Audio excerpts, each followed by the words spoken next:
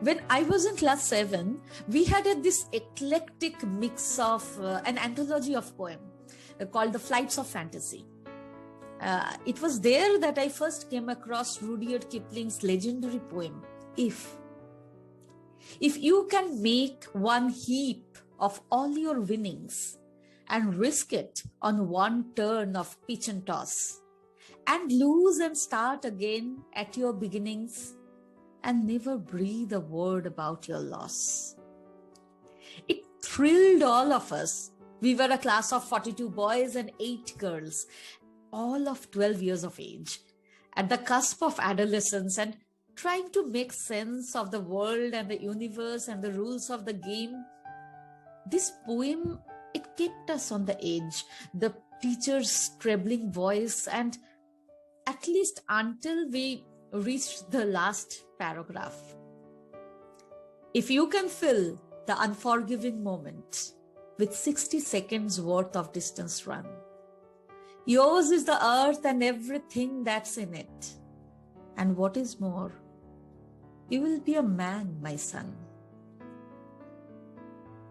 That, my dear listeners, was among the earliest moments of unbelonging.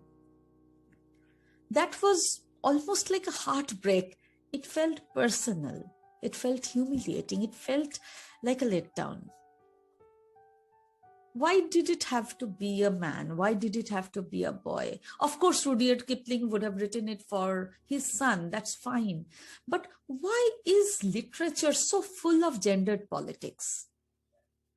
Why is the world of entertainment so full of gendered politics? Why is the world of spirituality too so gendered? You name it. Our history is gendered. Our every textbook we read, our every billboard we come across is gendered. We use he, him as the mainstream language, and we carelessly term the group of Homo sapiens as mankind instead of humankind. And when we hear very common words like the farmer, the doctor, the politician, the driver, the conductor, we think of a man. Our history, of course, is politically too, very, very, very politically biased too. We have systematically used history to document the achievements of the male species and carefully curated the stories of the kings from the royal families.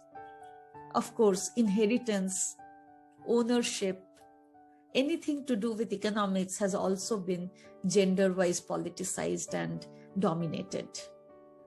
Talking of history, I read somewhere that, according to historians, one of the earliest evidence of the documentation of time was apparently by a caveman who used tally mark system to mark the lunar cycle, 28 days on some walls of the caves, until somebody more recently pointed out the very fallacy of this idea. I mean, why would a man have to count the monthly cycles? In praise of Lakshmi Bai, the British historians had said she fought like a man.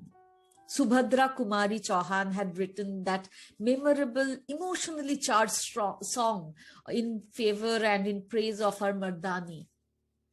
You don't even have to look so far. I think it was only a few years back that Hrithik Roshan said about Priyanka Chopra, she works so hard, she works like a man.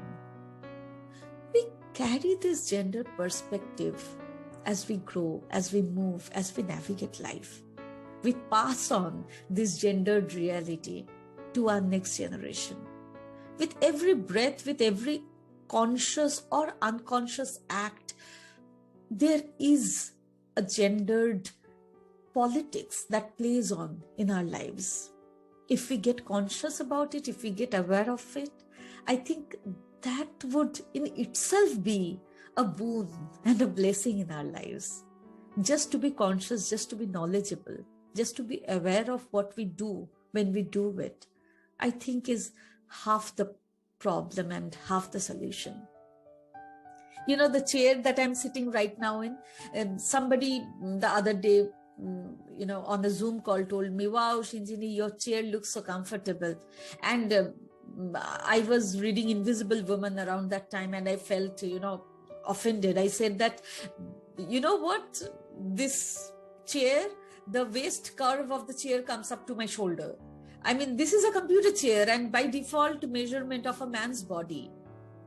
So are the bar stools, which we women don't find easy at all to climb up. So are the coffee vending machines, which hurts our back to bend down and pull out of because it's made on a man's body. The gap between the car seat and the steering, the average width of a staircase or an escalator, the height of the loft on the aeroplanes where we have to put in our hand baggage, those are all made on a man's body design. The trousers on a woman don't have pockets because perhaps somebody couldn't have imagined a very radical idea that women can have car keys to carry or women can have mobile phones to carry. And we miss our mobile rings and people call us irresponsible because, of course, if you are carrying it in a handbag, it is so much less audible. Small things, but everyday things. These small things make up for our reality.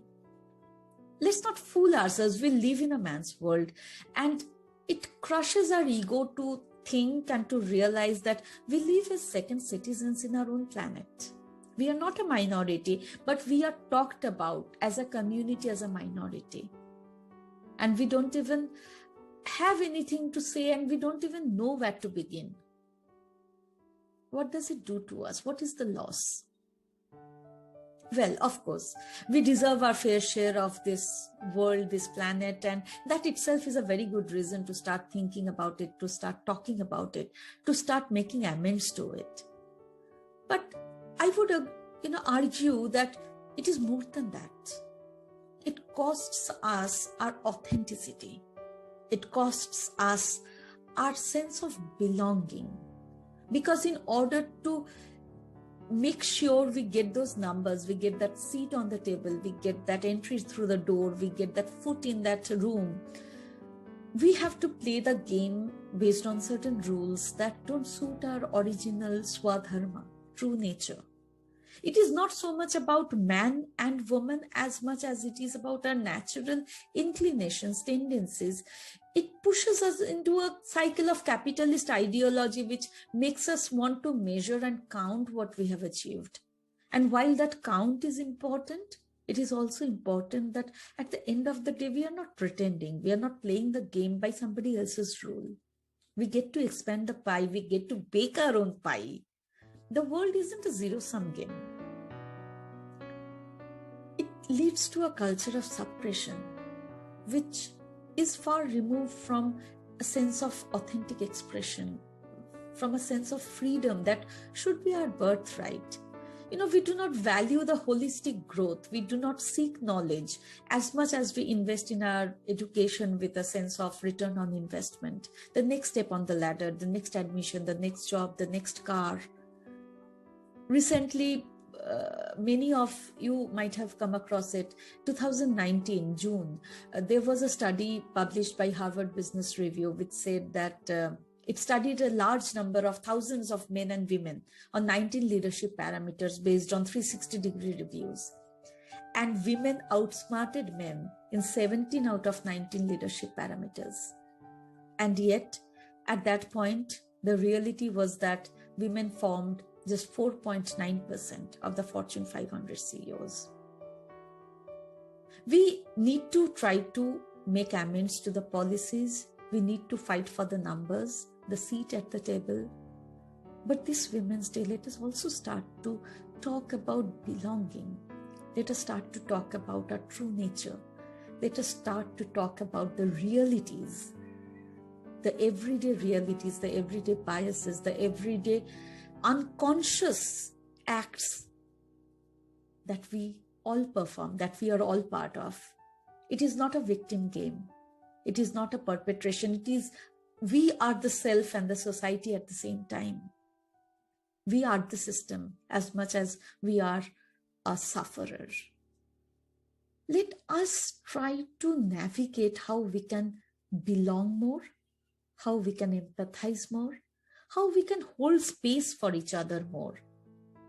how we can gain back our eyesight and put aside the lens we are wearing all the time, because this is how it has been and this is how it will be. Let us stop and ask question like a child does. Why? Why is the length such? Why is the breadth such? Why is the color such? Why is gray, blue, and black the default color? Why is it automatic that we have to do certain things in a certain way? Because beyond and behind and under and beneath many of these regular everyday activity, there is a hidden politics. You haven't made it, I haven't made it, but we can all together come and join our hands to solve it. Let us do that. Let us